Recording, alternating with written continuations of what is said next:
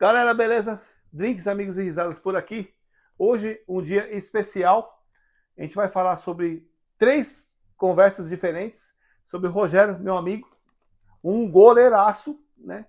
Ele vai contar sobre a história do Galo de Ouro, sobre a história como ele começou no Galo e a história do G, o Geraldino, o cara que criou um dos times mais temidos do ABC na década de 80 e 90.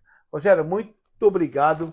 Prazer é todo meu, De dele. receber o nosso convite, tá? É nóis. E tirar um pouquinho do seu tempo do domingo. Ele Que tava no isso. culto, tá? Tava lá fazendo as orações para nós aí. Mas ele veio aqui para explicar um pouquinho. Rogério, vamos começar assim. Como que você entrou no Galo? Pra gente depois entrar no esquema do G. É igual você estava falando, né?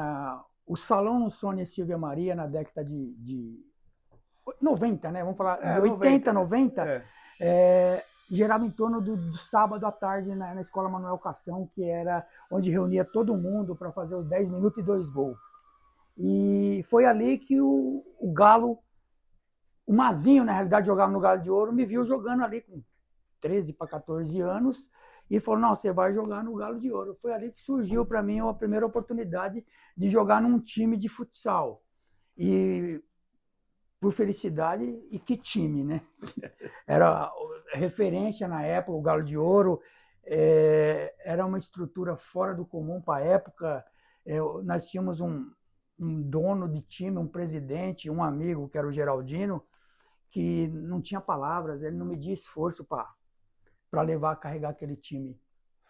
E que é legal, galera, é o seguinte, naquela época, né, Rogério, você pode até me corrigir, se for possível, o Galo de Ouro, ele tinha uniforme, agasalho, tênis com o nome do jogador e disputava todos os campeonatos e no grande ABC, né? E sempre disputou por título, né, Rogério? Sim, na realidade, igual você falou, era um time diferenciado porque nós disputava a Liga, né? A Liga de Santo André, nós era filiado à Liga de Santo André, de São Caetano, São Bernardo, nós disputava todas as federações aí e era um time respeitadíssimo, era um time que naquela época fazia história com agasalho, igual você falou, né? Tênis, cada um tinha com seu número e seu nome e ficava em poder do Galo de Ouro, no dia do jogo era distribuído para cada jogador. Era uma infraestrutura para a época de primeiro mundo. Exatamente. O Galo de Ouro tinha o seguinte, o tênis tinha o nome do jogador, a camisa o número do jogador e o uniforme que o jogador do agasalho também. Disputou títulos, disputou grandes competições e foi referência para o bairro durante décadas. Eu queria falar para o Rogério que é o seguinte, o Rogério foi um dos caras do começo do Galo, né? Teve o Mazinho que você falou, teve a galera, teve o... Não sei se foi o Bizelli também, uma galera que começou no começo lá, né? Só que o Galo, ele virou uma referência tipo seleção brasileira do bairro.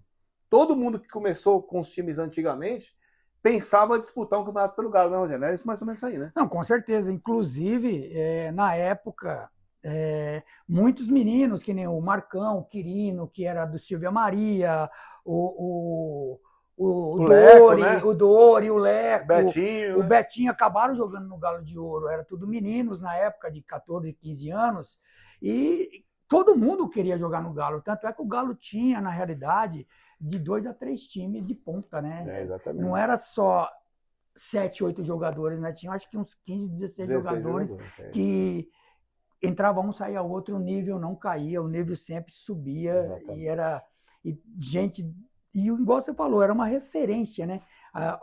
Eu lembro de um torneio início que teve na escola de samba, que nós chegamos na final com o time do Sandrinho, do Dori, do Beto. Os anarcóticos, né?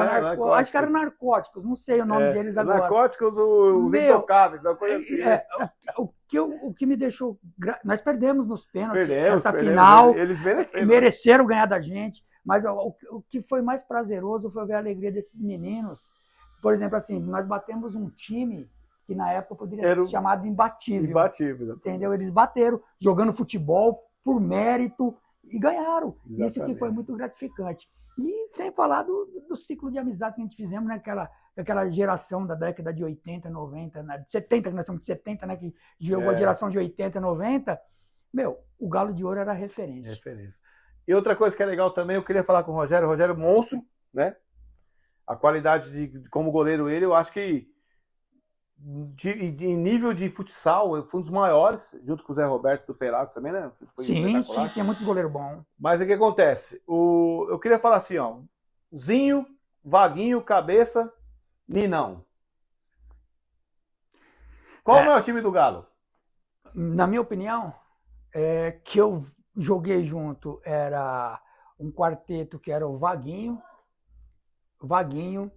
Zinho, o Mário Bé, que era o fixo, tá? Aí tinha jogamos com o Paulinho também, o Paulinho veio, era monstro também. E o Vaguinho, Cabeça. Tem muitos que jogadores Cabeça. Nossa, o Cabeça foi fora de série. E eu, naquela época, eles já tinham 20 e poucos anos, era moleque de tudo. Eles me abraçaram e me deram todo o suporte que eu precisava na época, né? O Vaguinho, principalmente, foi um cara espetacular, um cara da humildade, jogava muita bola. Eu, sinceramente falando, não vi até hoje um cara que jogava que nem aquele Vaguinho. Pessoal, é o seguinte, vou falar sobre o Vaguinho. Vaguinho, na minha opinião, essa é a sua também, nem o Falcão jogou mais que ele, tá?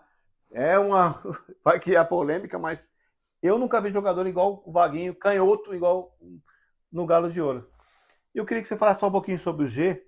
O G... E, tipo assim, o que você dava de conselho para alguém que quer montar um time hoje em dia, Rogério? Por favor. Não, o G dispensa comentários, dispensa qualquer apresentação. O Geraldino, na realidade, ele foi um pai para nós, né? Nós que éramos menino na época, ele abraçou nós era tudo menor, tudo saía para jogar das 9 às 11 da noite de semana, e ele levava naquela Brasília dele, com maior responsabilidade, sempre cuidando como um filho da gente.